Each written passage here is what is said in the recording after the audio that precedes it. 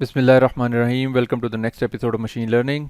हम डिस्कस कर रहे हैं क्लस्टरिंग और के मींस क्लस्टरिंग की इम्प्लीमेंटेशन के बारे में हम बात कर रहे हैं। इस वीडियो में हम के मींस क्लस्टरिंग जो हमने प्री प्रोसेस करके हमने फिगर आउट किया कि हमारे पास 5 क्लस्टर्स बनने चाहिए, तो उन 5 क्लस्टर्स को कैसे के मींस क्लस्टरिंग के ऊपर हमने इम्प्लीमेंट करना है। और फिर उन क्लस्टर्स को हमने चूंकि सिर्फ 2 डायमेंशंस का डाटा लिया था, सिर्फ इसी वजह से कि हम उसे प्लॉट करके देखना भी चाहते हैं विजुअली, ताकि हमें और ज़्यादा बेहतर समझ आ जाए, तो हम उसको प्लॉट भी करेंगे। तो ये दो काम हम इस वीडियो में करते हैं। मैं हूं आपका इंस्ट्रक्टर डॉक्टर अदनान आबिद। आइए चलते हैं कोड की तरफ। ये कोड है जो कि अभी तक हम एग्जीक्यूट कर चुके हैं। इसके डिफरेंट पोर्शंस आपको नज़र आ रहे हैं। सबसे पहले हम लाइब्रेरीज इंपोर्ट करते हैं और उसके बाद फिर हमने क्या किया कि जो हमारा एक्स वेरिएबल है उसको हमने पॉपुलेट कर लिया। और एक्स वेरिएबल को पॉपुलेट हमने किस चीज़ से किया कि जो एनुअल इनकम थी वो एक्स के अंदर स्टोर होगी डाटा सेट के अंदर से।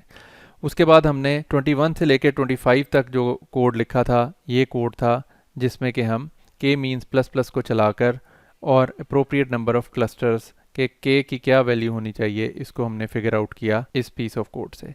और फिर हमने जो डिफरेंट वैल्यूज़ ऑफ के पे हमारे पास आउटपुट आ रही थी उसको एल्बो मेथड की मदद से प्लॉट करने के लिए 26 से लेके 30 तक लाइंस ये सीखी।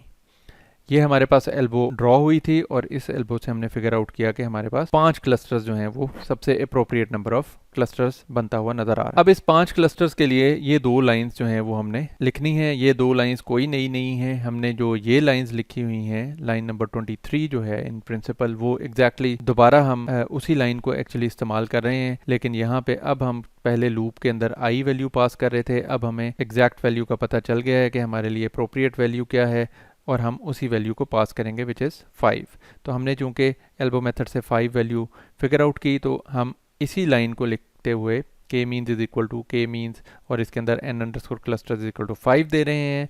Init k means plus plus के थ्रू हम इसको कर रहे हैं। जो वेरिएंट है, मैक्सिमम इटरेशन हमारी 300 है। एन अंडरस्कोर इनिट किस किस को याद है कि एन अंडरस्कोर इनिट क्या था? जी बिल्कुल, नीचे लिखा भी हुआ है।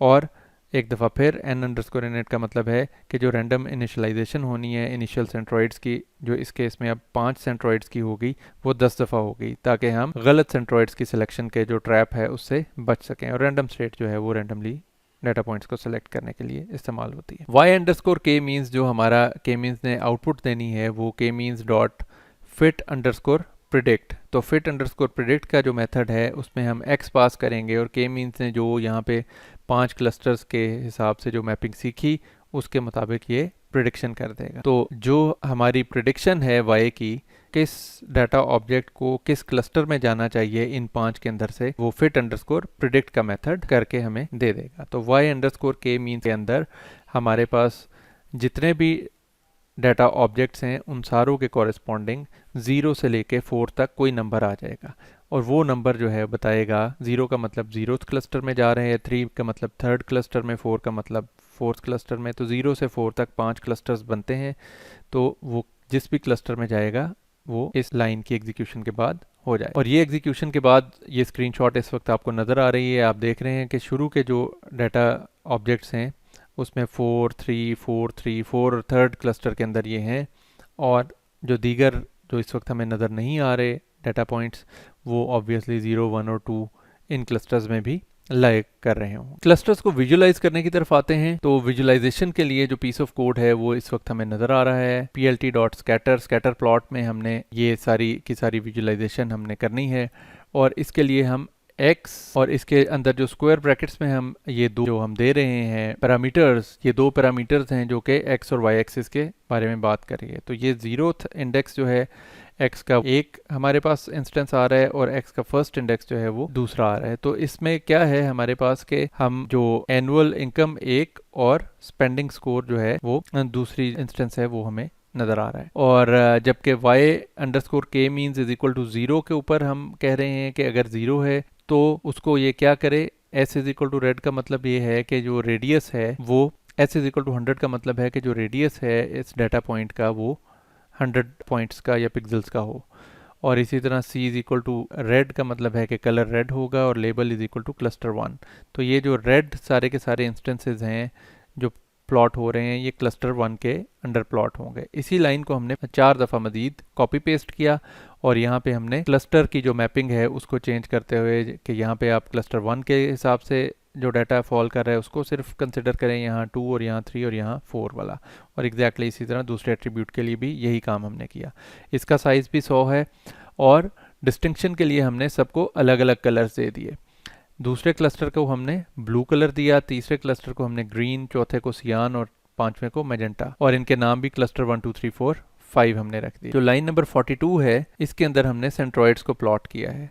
तो इन्हीं क्लस्टर्स के कॉरेस्पॉन्डिंग जो हम सेंट्रॉइड्स को भी प्लॉट कर सकते हैं, और वो सेंट्रॉइड के means dot cluster underscore centres, और ये फिर हम इसके लिए जो 0 और फर्स्ट हमारा जो एट्रीब्यूट्स हैं 0 और एट्रीब्यूट 1, इसकी मदद से हम सेंट्रॉइड को प्लॉट कर सकते हैं। और यहाँ पे हमने जो सेंट्रॉइड का जो पिक्सल का साइज़ रखा है वो 300 रखा है। तो ये आपको ये येलो वाले जो बड़े नज़र आ रहे हैं, इसका कलर आप देख रहे हैं येलो है, तो ये जो बड़े सर्कल्स हैं ये सेंट्रॉइड्स को रिफ्लेक्ट कर रहे हैं। और आप देख भी रहे हैं कि ये क्लस्टर्स के सेंटर में ही तकरीबन प्लॉट हुए हैं, और इनका लेबल जो है वो हमने सेंट्रॉइड्स दे दिया है। उसके बाद अगेन हमारी वही चीज़ें, प्लॉट की टाइटल, एक्स का लेबल, वाई का लेबल, और प्लॉट का लेजेंड जो हम डिस्प्ले कर रहे हैं जिसकी मदद से ये रेक्टेंगल हमें नज़र आ रही है, और प्लॉट डॉट शो। तो इस तरह से ये हमें पूरे का पूरा प्लॉट विजिबल हो जाता है इस कोड को एग्जीक्यूट करने के बाद। इनमें अगर हम देखें इसको ज़रा हम क्रिटिकली अगर ऑब्जर्व करें तो हो क्या रहा है कि ये इनकम हमारी जो एनुअल इनकम है एक्स एक्सिस पे कम इनकम से ज़्यादा की तरफ जा रही है, और स्पेंडिंग भी अगेन हमारी जो है वो कम से ज़्यादा की तरफ जा रही है। तो अब हम इन क्लस्टर्स में मौजूद लोगों को देखें तो ये वो लोग हैं रेड वाले जिनकी इनकम ज़्यादा है लेकिन स्पेंडिंग बहुत ज़्यादा नहीं है। ग्रीन वाले ऐसे हैं जिनकी इनकम भी ज़्यादा है और स्पेंडिंग भी ज़्यादा है। ये कस्टमर्स वो हैं जिनको के स्टोर को टारगेट करना चाहिए। ब्लू वाले कस्टमर्स ऐसे हैं जिनकी इनकम मॉडरेट है और स्पेंडिंग भी मॉडरेट है। और ये जो मैजेंटा वाले कस्टमर्स हैं इनकी इनकम कम है और स्पेंडिंग भी कम है। और इंटरेस्टिंगली जो सियान वाले हमारे कस्टमर्स हैं ये वो कस्टमर्स हैं जिनकी इनकम तो कम है लेकिन स्पेंडिंग अच्छी खासी है। तो ये डिफरेंट कैटेगरीज में ये कस्टमर्स हमारे बिलोंग कर रहे हैं। हमने इस वक्त क्लस्टर 1 2 3 4 5 इनको नाम दिया हुआ है। इस ऑब्जर्वेशन के बाद हम इनके नाम सेंसिबल या ऐसे नाम कर सकते हैं जो कि इनके रिप्रेजेंटेटिव हो जाएं। तो इसके लिए हमने क्या किया कि हमने जो क्लस्टर रेड वाला है उसको हमने केयरफुल का नाम दे दिया कि ये केयरफुल कस्टमर्स हैं, कमा तो अच्छा खासा रहे हैं लेकिन स्पेंड मुनासिब कर रहे हैं। जबकि ब्लू वाले जो हैं उनको हमने स्टैंडर्ड कस्टमर्स कह दिया कि ये मुनासिब कमा रहे हैं और मुनासिब ही खर्च कर रहे हैं। ग्रीन वाले जो हैं ये हमारे टारगेट कस्टमर्स हैं कि ये बहुत ज़्यादा कमा भी रहे हैं और बहुत ज़्यादा खर्च भी कर रहे हैं। जो सियान वाले हैं ये केयरलेस कस्टमर्स हैं कि ये कमा तो कम रहे हैं लेकिन अखराजात इनके ज़्यादा हैं। और मेजेंटा वाले जो हैं ये सेंसिबल कस्टमर्स हैं, ये चादर देख कर पाँव फैला रहे हैं। तो इस तरह से हमारे पास जो डिफरेंट कैटेगरीज हैं कस्टमर्स की उनको हम नाम भी दे सकते हैं। उम्मीद है कि आपको समझ आ गई होगी कि ये विजुअलाइजेशन कैसे हो रही है।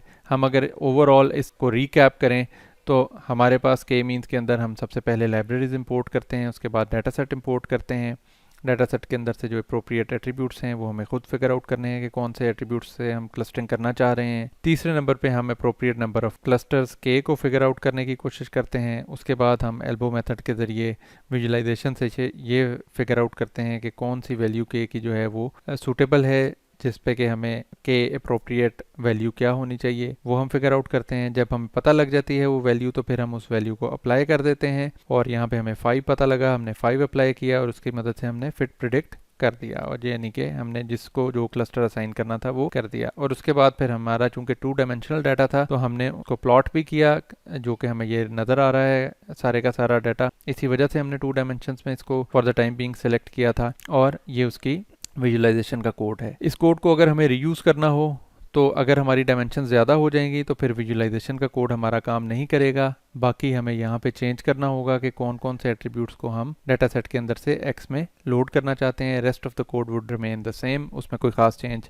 नहीं करनी होगी। और इस तरीके से हमारा के मीन्स का पूरा जो मॉडल है या एल्गोरिदम है वो इम्प्लीमेंट हो जाए। उम्मीद है कि आपको के मीन्स क्लस्टरिंग की डिटेल समझ आ गई होगी और आप इसे डिफरेंट तरह के प्रॉब्लम्स के लिए इस्तेमाल कर सकेंगे, और आपने क्लस्टरिंग के सेक्शन को एंजॉय किया। मिलते हैं अगले लेक्चर्स में। Until then enjoy machine learning.